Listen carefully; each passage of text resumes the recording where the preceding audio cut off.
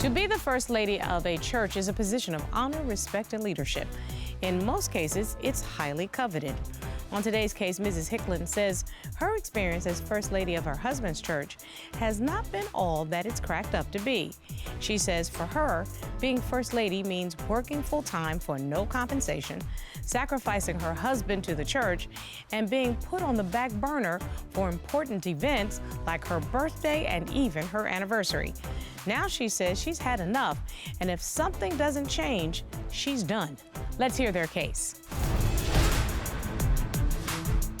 Court is now in session. The Honorable Judge Starr presiding. Your Honor, this is the case of Hicklin versus Hicklin. Thank you very much, Mrs. Hicklin. Pastor Hicklin. Mrs. Hicklin, after 13 years of marriage, you say you are done fighting for this relationship. You say your husband does not make you a priority, and that leaves you feeling inadequate. Yes, Your Honor. Pastor Hicklin, you are here to save your marriage. You say your job is demanding, but you do make your wife feel special, and you are here to resolve your issues. Yes, Your Honor. Okay, you have been together for 14 years and married for 13 years. But Mrs. Hicklin, you have brought your husband to divorce court today. Tell me why. Well, Your Honor, I'm a pastor's wife, a first lady, as some may say. But I ask myself every day, is my husband married to me or the church? He puts the church first in every aspect of his life. From me, the children, his family, his congregation comes first. I mean, I'm a second-time cancer survivor. Oh, bless your heart. Yes, and I'm ma'am. grateful to hear that. I went through hell when I was going through cancer, and I just feel like that he wasn't there for me the way he could have been. He was always at the church. There's plenty of nights that I was at home crying by myself, but he was at the church praying for other people when I needed praying for, when I needed his time, emotionally, physically, and in every way. And so at this point, I'm done. I'm fed up. If he doesn't see how much I'm hurting, I have the divorce papers here, and we can just be done. Wow. I can't come second. I can't. Wow. Sir, you heard what she says. What do you say? Your Honor, in the beginning when we met, my wife was in prayer for, first of all, a man of God, someone that can not only take care of her, but be a person that loves other people and could help build communities and bring people together to be an influencer to do good. So 14 years later, I'm standing here not knowing why we're standing here, because she understood what my call is. And I'm here today willing to do everything I can to get us back to the point where we met. So, Mrs. Hicklin, this may be very difficult, but these are real issues that people face when they start off very happy with the flowers and the daisies and the roses and balloons and little duckies and stuff. But soon it can become hard work. I'd love for you to take me back to when you all first met, what attracted you to this man, and then how we ended up here in divorce court. What attracted me to him, as you can see, he's a very good-looking gentleman. He's a handsome we man. We met in church. I was serving on the singles ministry, and he was the new eligible bachelor at the church. And all the ladies wanted him, everybody, including some of my closest friends. And you locked him down. I locked him down real quick. Okay, so you knew exactly who Mr. Hicklin was when you first met him. I did. You knew exactly what his calling was when you first met him. As a matter of fact, that's what was attractive to you, and you beat back all the other sisters who were looking to lock him down. Yes, Judge. Yes, Judge, I did. I did. So, as the new associate pastor, he didn't have as much responsibility as the senior pastor did when you first got married. Am I correct? He did not. And how long into your marriage did that change? It was about 5 years. Pastor Hicklin, Mr. Hicklin, you tell me, this must have been a dream of a lifetime, because if you are truly called to become senior pastor of a church, one, is a lot of responsibility, but two, is a gift from God. Yes. So tell me how that came about. I kind of worked my way up the ranks, so to speak, serving and being real supportive of the senior pastor. And so when it was time for the senior pastor to leave, of course, my name was dropped on the board, and I was selected to become the pastor, in which, as you mentioned, that was a dream come true. And with taking that role and that responsibility, it's a lot that's on your shoulders. A lot of people don't understand it. And one of the things that's difficult to do is try to balance a home life and balance a church life. That's the most difficult things to do. But my wife, you know, being in ministry, I was under the assumption she understood. Not realizing there was a lot of things at home that I was probably missing. I shouldn't have missed it, but because I was so focused on my call. So, Mrs. Hicklin, I heard what the pastor just said, and one of my dearest friends is the first lady of my church, of my home church, and I know how tirelessly she works side by side with our pastor. It's a lot of work. It is a lot of work. Were you prepared for all of that? I thought I was. I didn't know that I was going to be second on the list. For instance, we had planned a trip to Jamaica, a cruise for our anniversary. Okay. And I'm all excited, getting ready for the trip, packing for the trip, you know, making arrangements for our kids, for our dog, for myself at the ministry, for him. And I'm at work one day, and I see this letter on my desk. Well, it's from him. And he says he has to do an engagement for one of the other associate pastors, and it's a big opportunity, and he can't miss it. So he actually canceled our trip before letting me know. And so our whole anniversary was planned around his speaking engagement. So did you ever get to do your trip? No. Mr. Hicklin, I turn to you. That would make me think that you have placed me way down on the list of your priorities. Yes, Your Honor. I received a call from a church in Jamaica, one of the biggest platforms that a pastor could get. And so by me being the first-time senior pastor, I'm thinking this is a great opportunity, not just for myself, of course, but for our church as well, because we could, you know, be able to spread the gospel throughout the world and people would know who we are. I thought my wife would be excited because, again, you know, as being a pastor, she's there, she's my support system. So when I told her, it probably wasn't the right decision to make. No, it wasn't. But I mean, we could travel anytime. This is a lifetime, once perhaps in a lifetime situation. But your 10th wedding anniversary is also a once in a lifetime situation.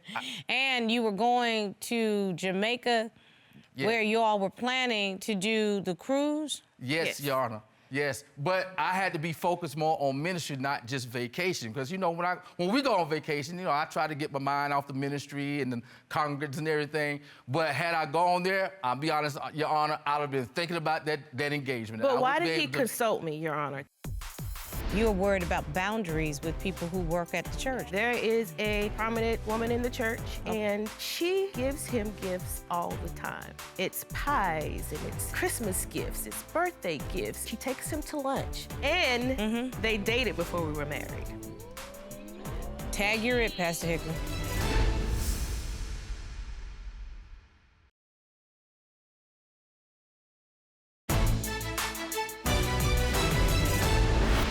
It's always he makes decisions on his own. Ms. Hicklin, I completely hear what you're saying. Mr. Hicklin, I'm still trying to understand. If you all were planning a cruise to Jamaica, the engagement was supposed to happen during that time period you would be on the cruise, is that correct? Yes, Your Honor. So you could arrange to speak while you were in Jamaica already on the cruise? Could you have done that? I probably could have done that, Your Honor, but normally when we get a call, you're not there just to speak. When you go in, you're there like for a weekend when you get a big conference call like that. Okay. So it'll have been a whole weekend event. So here's my question. If you're going to disappoint your wife and ruin her anniversary, why not call her with the following? Sweetheart, I've got an amazing opportunity to speak in, of all places, Jamaica. They're going to fly us in and fly us back. I'm going to extend the vacation after the speaking engagement, and we can spend a week there. Can we compromise, cancel the cruise, but still get to go on our trip? I'll need a couple days to do the speaking engagement, but I want you right by myself, and then we'll go ahead and celebrate our anniversary. Was there anything wrong with the scenario that I just laid out, Pastor Hicklin? Your Honor, okay, if we have to be perfectly honest, my wife, she wants all of my time, okay? Now, as I just mentioned, Why couldn't you just figure out a compromise that incorporated her? That's all I'm asking. I just didn't think about it, Your Honor. There it is. That's a very honest answer, and I think that's Mrs. Hicklin's point. Yes. That you didn't think about it, and you didn't consider her feelings, when it actually is an easy fix to consider her feelings. It's not like she didn't know the kind of work that you were doing. It would have been a much easier fix, and probably no argument, because you were still going to be able to have her anniversary with her husband.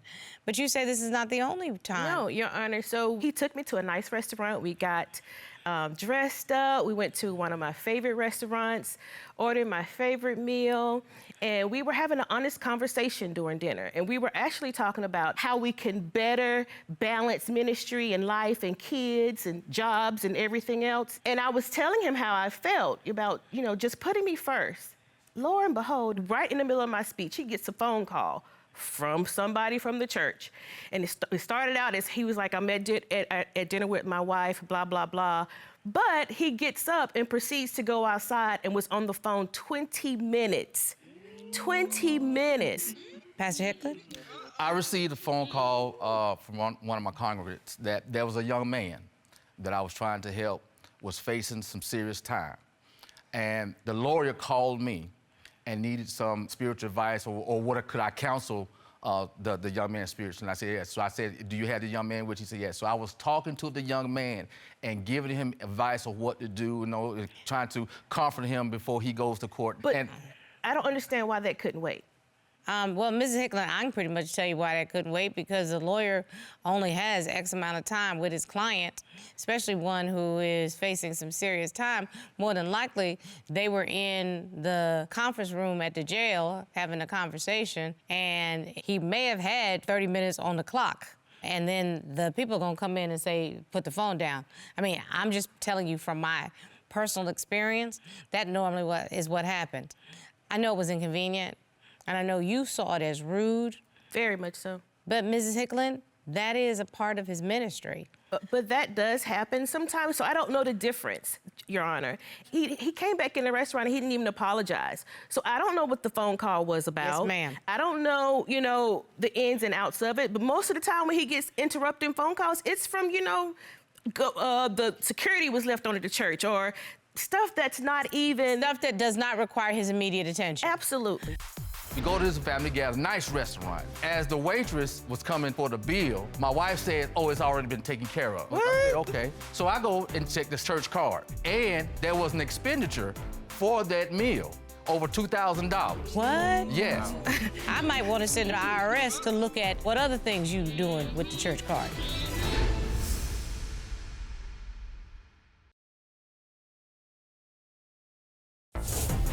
If you'd like your case to be heard on divorce court, call us toll-free at 1-877-311-2222 or log on to our website at divorcecourt.com. Missed a show? Watch full episodes on our streaming platforms and follow us on social media for exclusive content. It's really about communication, Pastor. That's all you're going to have to do.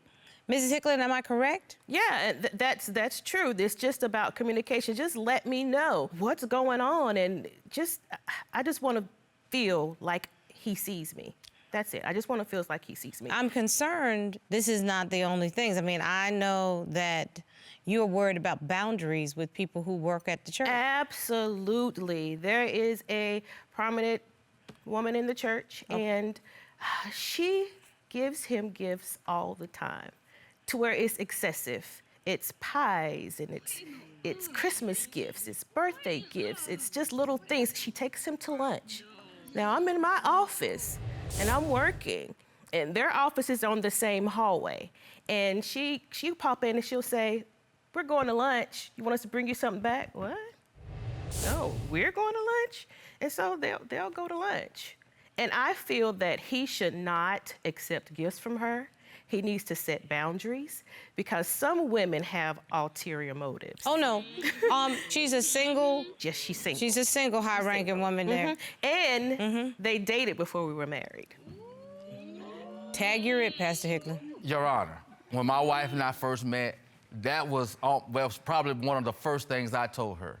because I wanted to be upfront. He did. I got you. I'm not saying you've acted dishonorably at all. Right. I'm just telling you right now, Miss High-ranking woman in the church, she don't need to be giving you gifts. I understand, Your Honor, but as I explained to my wife, so the other people that sow into our lives and give us gifts, so if I accept theirs... We're not talking about the other people. I understand, but I just think it's unfair for say, okay, we can't accept yours, and we can accept other people's gifts, but can't accept hers. Well, And she has to have that trust with me, where I can draw the line and say, no, look, this is a line we're not going to cross. But Pastor Hicklin, why put yourself in that situation? Because I'm going to tell you, the first thing I learned in law school is to avoid the appearance of impropriety. One of the things that I know the pastors that I'm affiliated with, they don't even take meetings with women in their office without the door being open. Okay? Because they don't want to have the appearance of improper conduct. That's right. And they don't want to be accused of anything. And you don't put yourself in the proverbial trick bag by putting yourself in the proverbial trick bag. This lady does not need to take you to lunch unless y'all are going to work on church business. Right. She don't need to be bringing you pies because as I could look you in the face, if you were my husband, I would 100% say he ain't hungry. Thank you very much. You know what I told her, Judge? You know what I told her? I said, she asked one time, was the pie good? I said, yeah, it hit the spot. You know what the spot is? My trash can. Yeah. See, now you're putting yourself in a situation where you're going to cause friction where it's unnecessary. Well, Your Honor, well, since we're talking about, things that don't look right morally. I want to hear it.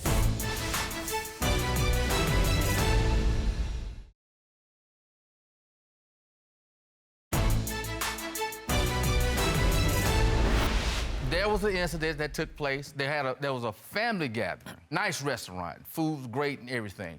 So as the waitress was coming for the bill, my wife said, oh, it's already been taken care of. What? I said, okay. So I said, okay, fine, but I didn't think no more about it. I was having a good time. After we got home, then I really started to think about it because I was like, wait a minute, hold on. Night family event. My wife said everything's been taken care of. So I go and check this church card. And there was an expenditure for that meal, over $2,000. What? Yes. Wow.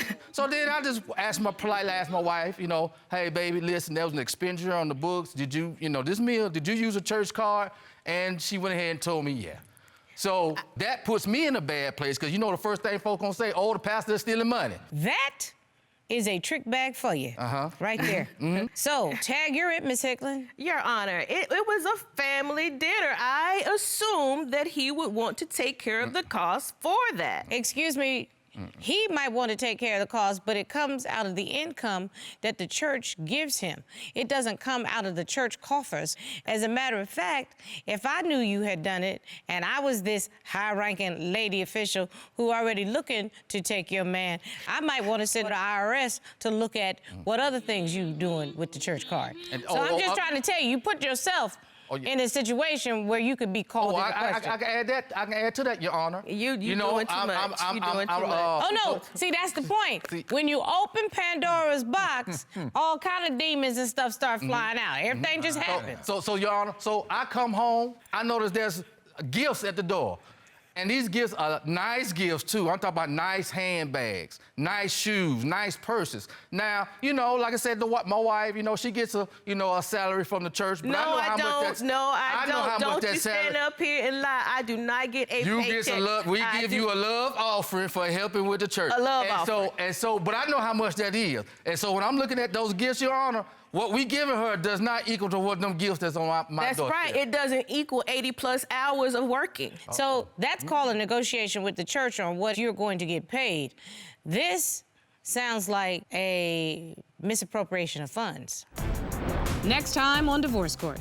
She don't even attend the church. She attend, I call Bedside Baptist. She watched from Zoom ever since the pandemic. You've checked out when it comes to his relationship with the church. I am tired. I'm frustrated. I'm fed up. I can talk to him blue in the face, but he doesn't see it. Pastor Hicklin's not giving up being a pastor. That's his calling. God has already made that choice for him. It's you not being on board with his hopes, dreams, and aspirations. I can't help you with that. this is who the man is that you married. I'm not the only person that sees this. My sister sees it as well. I know you brought her as a witness. Yes, ma'am. She had drains after her second surgery. Right. And the doctor stressed the importance of making sure someone is there for her. She called me and she was in tears. I asked her, I said, "Where's your husband?" He was out at some type of men's event at the church. I would expect that you, being the man of God that you proclaim to be, would have some empathy. He has more empathy for the people at his church than he does for me.